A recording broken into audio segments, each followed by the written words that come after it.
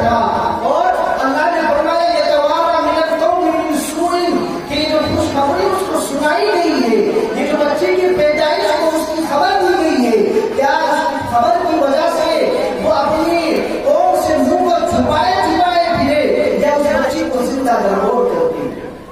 میرے بزرگوں یہ کیفیت ہے، یہ بچیوں کی یہ مقام تھا بچیوں کا، ان کی پیدائش کو محدود تصور کیا جاتا تھا۔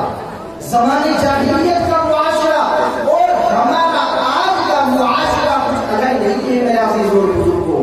آج بھی ہمارے بہت سے گھروں کے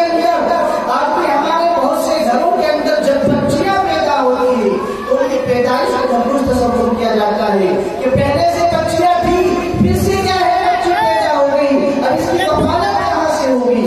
آج بھی ہمارے معاشرے کے اندر یہ منحوس وبا موجود ہے، لیکن قربان جائیے جناب پاک محمد رسول اللہ صلی اللہ علیہ وسلم پر جب نبی پاک صلی اللہ علیہ وسلم دنیا کے اندر آئے، اللہ کے نبی صلی اللہ علیہ وسلم نے ارشاد فرما دیا ان اللہ حرم علیکم حقوق الامہات وبعد البنات كما قال علیہ السلام۔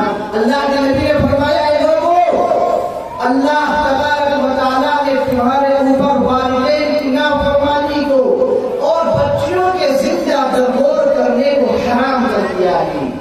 کوئی بھی شخص اپنی بچی کو زندہ درگور نہیں کر سکتا، اور اگر کوئی اپنی بچی کو زندہ درگور کرتا ہے، کوئی اپنی بچیوں کو کیا ہے ان کو دوائیاں دے کر اپنی بچیوں کو مار ڈالتا ہے، تو اللہ نے فرمایا یاد رکھو قیامت کا دن ہوگا وَإِذَا الْمَوْءُودَةُ سُئِلَتْ، تو یہ چھوٹی سی بچی ہے جس کو بغیر کسی جرم کے زندہ درگور کر دیا گیا، جس کو اس کے بچپن ہی میں کیا ہے مار دیا گیا، ابھی 10-15 دن پہلے معاذ اللہ ایک خبر سننے میں آئی کہ پاکستان کے اندر ایک شخص کی یہاں بچی کی پیدائش ہوئی اور اس ظالم باپ نے کیا کیا، اس ایک ہفتے کی بچی کے 5 گولی اس کے بدن کے اندر ڈال دی۔ کیوں؟ بچی کی پیدائش کو محدود سمجھتے ہیں، وہ بچوں کو لڑکے جاتے ہیں، وہ بچیاں نہیں جاتے۔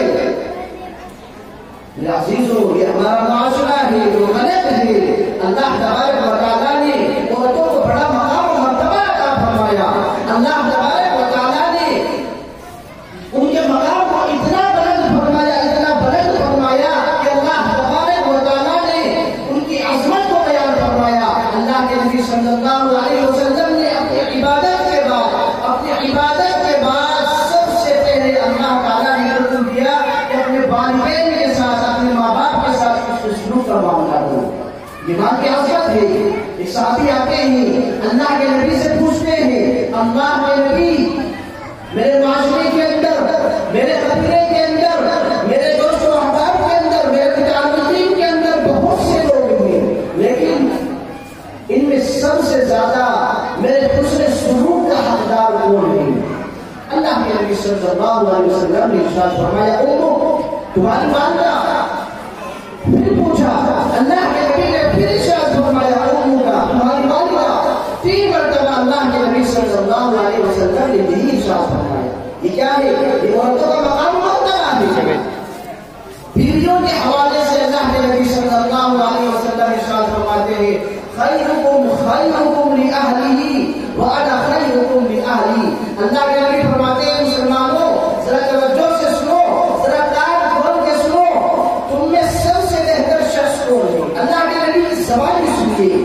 اور میرے عزیزوں ایک معیار وہ ہے جو ہم لوگوں نے قائم کر رکھا ہے، ایک معیار وہ ہے کہ آدمی کے اچھا اور برا ہونے کا معیار وہ ہے جو ہم لوگوں نے بنا رکھا ہے۔ ہمارا معیار کیا ہے؟ جس کے پاس مال و دولت زیادہ ہے، جس کا دربار اچھا ہے، جس کے پاس بیٹ مینرز ہے، جو معاشرے کے اندر، اپنے گاؤں کے اندر 4 آدمیوں میں اس کی بات مانی جاتی ہے، وہ شخص کیا ہے؟ اچھا ہے۔ لیکن ہمارے آقا جناب پاک محمد رسول اللہ ارشاد فرماتے ہیں خیرکم لأہلہ، کہ دیکھو اے لوگوں تم میں سب سے بہترین شخص وہ ہے، تم میں سب سے اچھا شخص وہ ہے خیرکم لأہلہ، جو اپنے بیوی کے لیے اچھا ہو، جو اپنے گھر والوں کے لیے اچھا ہو۔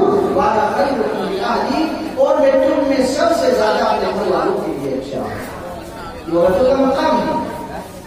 اللہ تعالیٰ نے اللہ کے نبی صلی اللہ علیہ وسلم نے بیٹوں کی شکل میں اللہ نے میرے ارشاد فرمایا من بلی من هذه البنات كن له سترا يوم القیامہ کہ اگر کسی کی یہاں بچیوں کی پیدائش ہوئی، کسی کے یہاں 2 بچیاں 3 بچیاں 4 بچیاں 5 بچیاں کسی کے گھر میں ہوئی، اب اللہ کے نبی فرماتے ہیں کہ کسی شخص کو بچیوں کی وجہ سے پریشانیوں کا سامنا ہو رہا ہے، تکلیف کا سامنا ہو رہا ہے، ایک شخص بچوں کی وجہ سے مصیبتیں جھیل رہا ہے، وہ ان کی اچھی پرورش کے لیے ان کے اچھے نگاہ کروانے کے لیے مصیبتیں اور تکلیفیں جھیل رہا ہے، اللہ کے نبی صلی اللہ علیہ وسلم نے ارشاد فرمایا قُلْنَا لَهُ سِتْرًا يَوْمَ الْقِيَامَةِ یہ بچیاں جو ہیں قیامت کے دن اپنے باپ کے لیے جہنم میں جانے سے آڑ بڑھ جائیں گے۔